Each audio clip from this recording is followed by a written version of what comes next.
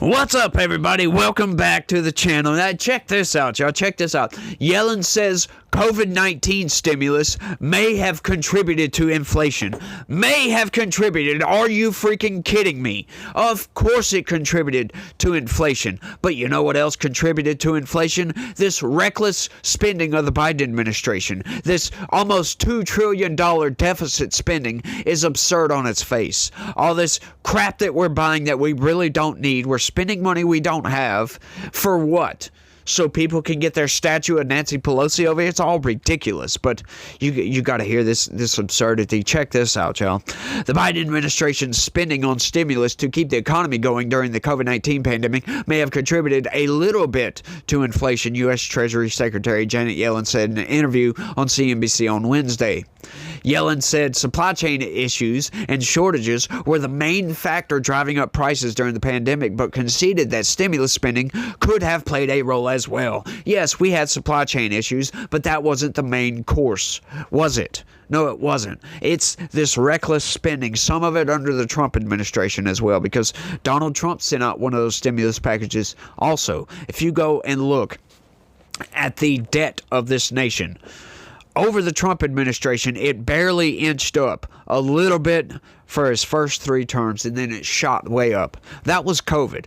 Yes, as a matter of fact, that was COVID. He spent a lot of money on COVID to keep the economy afloat. Now, it's still yet to be determined if that was a good thing or not. Right? It kept businesses alive, sure, but I still believe that shutting down the economy like they did, like the whole world did, I think was irreparably damaged the entire world economy, and we're still struggling to come back from this. But they knew about the supply chain issues. They knew this was coming, right? Because the economy was shut down. They knew this was going to happen, and they did absolutely nothing to try to stave off the inflation. And once the inflation rose up, you think that knowing that the more money you print, the more it devalues the dollar, causing inflation, right? Because government spending, printing of money, is the main cause of inflation over time, right? Just on a general basis here. You would think that they would sit back. Okay, we've got these supply chain issues. We know inflation is going to be coming down the pipeline. It's going to rise up a little bit. They did nothing to try to stop that. You would think, though, that they would think, hang on, maybe we should curb our spending a little bit on just buying garbage, spending money on this package, and, giving money to these researchers to research all this ridiculousness that they do. We've went over several things, like giving $3 million to a company to test if kids playing a certain game reacted differently when they do something else. It's like a bunch of those. It's like millions and billions of dollars of spending on just ridiculous research programs that the government does, right? Why not let the private sector do all these, right? Let them do their own R&D. We don't need to do the R&D, especially in, if we got the money, sure, fine, whatever. Don't care. Well, I do care, but if the economy's booming, we got, 5% GDP growth for crying out loud. You want to spend a little extra money, go right ahead if we have it. If we have to print dollars, that makes no sense to waste money on ridiculous things, but these people don't seem to get it. She's finally admitting this now that she's about to go right out the door. These people are insane. They're incompetent. They don't know what the hell they're doing. They've absolutely destroyed this country, and it's going to take Donald Trump a lot to get it back on track. But let's keep going. It may have contributed a little bit to the inflation, but by and large, inflation was a supply-side phenomena, Yellen said, in a rare concession by Biden administration officials about their role their policies played in driving up prices. That's kind of funny how they framed that right there. The Treasury Secretary, who leaves office later this month, said she remained convinced that the spending has been needed to prevent scarring seen after previous downturns when business closures and layoffs result in people being unemployed for long periods and wind up becoming alienated from the workforce. What? Like shutting down the entire economy did that, you guys. Like these people just don't seem to understand ramifications here. That shutting down economies is going to damage things. You can't just shut down an economy like the United States of America and expect everything to go over rosy. You know this was a bad idea. Come to find out, it was probably not a good idea in the first place. Like, at the time, sure, we might not have known, but think about what you're about to do here before you do it, right? Donald Trump said 2 weeks to slow the spread. That was it. Then he left it up to the states. Now, we do know that some states did not shut down. Those states fared well. Look at Florida. Look at Louisiana. Of course, Louisiana never does really all that good around here, so can't really say that. But Florida, they were comparable with everybody else as far as infections, deaths from infections, transmission. They did really well, and they didn't shut down like everybody else did. Like California, New York, and all these other places shut down. They didn't have near the problems that everywhere else had. Now the government, the federal government was having to subsidize California and subsidize all these New York and Delaware, blah, blah, blah, blah, blah. You get it. Having to subsidize them because of failings of keeping their economy shut down for months and months and months and months. It's absurd. And now they finally want to come out and admit this? These people are sick individuals, y'all. Let's keep going, though. Price increases were largely due to shortages of goods coming from China and other countries that had also shut down, which left automakers and others with insufficient semiconductors and other components to produce goods. They're really going there. Are you freaking kidding me? I'm sorry, but having a shortage on cars is not going to cause eggs to go up. We don't import eggs from China. How come grocery prices inflated 30 and 40% on average, as a matter of fact? Like, that doesn't explain that away. They can't just explain this away and say, sorry, by saying, oh, well, government spending may have caused a little bit of inflation here. No, I'm sorry. These people there need to be accountability for these people's actions, I believe.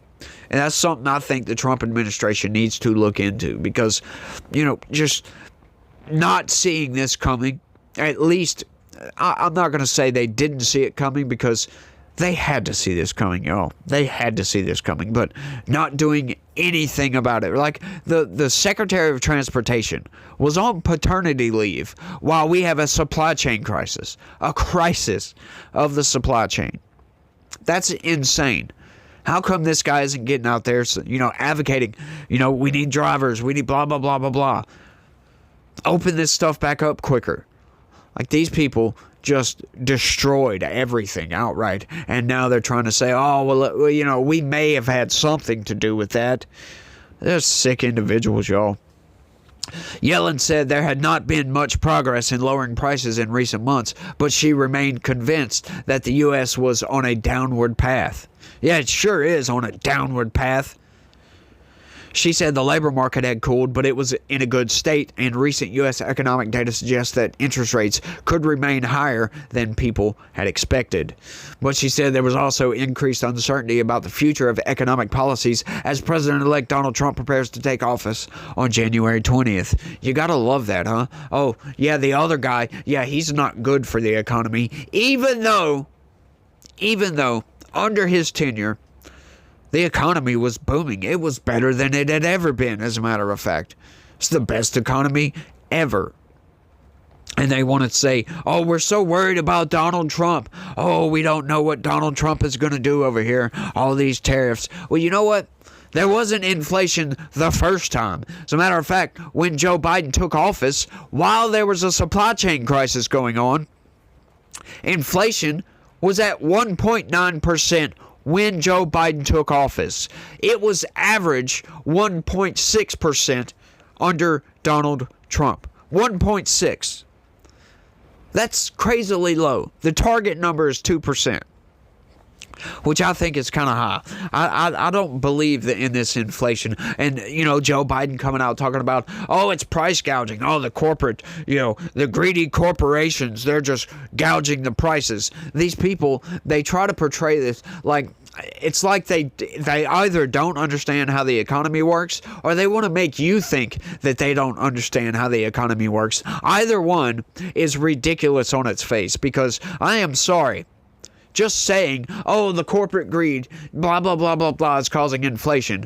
People know better than that. Corporations don't just price gouge for no reason. The markets are very complicated. Very complicated. Supply, demand, there's a lot to get into, and I'm not going to get into all that here, but markets are very complicated, and saying, oh, it's corporate greed, blah, blah, blah, blah, blah. Like, this is the main impetus for wanting to tax the rich and put all these ridiculous taxes on corporations. Hey, look, I understand taxing corporations at a higher rate than people. Sure, fine, whatever. I get that, right? And I understand that, higher corporate taxes, that'll make these corporations just reinvest that money back into their company or whatever, so they don't have to pay the taxes, right? But this push, this corporate greed and all this, it's ridiculous. Like Kamala Harris came out with a campaign promise to go after price gouging by price controls. That would destroy the economy outright, and I'm so glad that she did not get elected as president, because that would be the worst policy in American history. Outright. Donald Trump coming in and deregulating everything is going to cause the economy to explode. It did the last time, and he'll do it again, right? Because these companies, these corporations can flourish under less pressure. Right? Because that's what regulations do. They pressure companies. I was talking about this at work today with a guy when he was talking about fire codes and all this other stuff. I said, a lot of this is just ridiculous garbage. Right? Like, they're forced to put stickers on doors that say exit. Like, why? Like, as if you can't look at a door and see its exit. And that goes to the cost of having to build that building. This is why house prices continually rise, as opposed to how much money we're making, in other words. Like a house today, I know the money, inflation and all that, blah, blah, blah.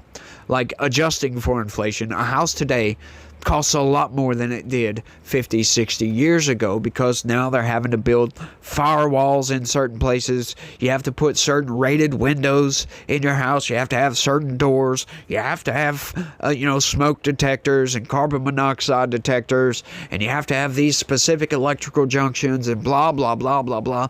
The regulations just continue to pile on. And some of them are very, very good. Right? Some of them, make a lot of sense. But there's a lot of regulations out there that make absolutely no sense, that only make the government more money, because you have to pay money to do the blah, blah, blah, blah, blah. There's just a lot of regulations that don't make any sense. And I don't know how the hell we got way off the weeds on regulations. Overall, she said the U.S. economy was doing very well with solid consumer spending and investment despite higher interest rates. I bet you a lot of people in this country would disagree with that. But she said it was imperative to put fiscal policy on a sustainable course, and added that moves to derail the modernization of the Internal Revenue Service could result in an $800 billion hit to the deficit. I wonder how she thinks that will. How she thinks that, how did she put that? Once again, derail the modernization of the Internal Revenue Service. Right? Like, there's a lot of people that think that we need to get rid of the IRS outright. And I might be on board with that if we could do it the right way. Right? Like, I don't understand by modernizing the IRS, what that could do to save the budget of our military. Our military budget's a little bit higher than that. That's insane. That's just an outright insane statement to make. Trying to save your institution over here, Janet. Yeah, this lady is crazy, y'all. Like, there's a lot of people, and I've heard the argument to get rid of the IRS. Yeah, I think that might not be such a bad idea, because hiring all these IRS agents and having IRS agents armed, for crying out loud, auditing people for their taxes. Like, taxes, I understand the reason for taxes, but, you know, at a certain point, it becomes ridiculous.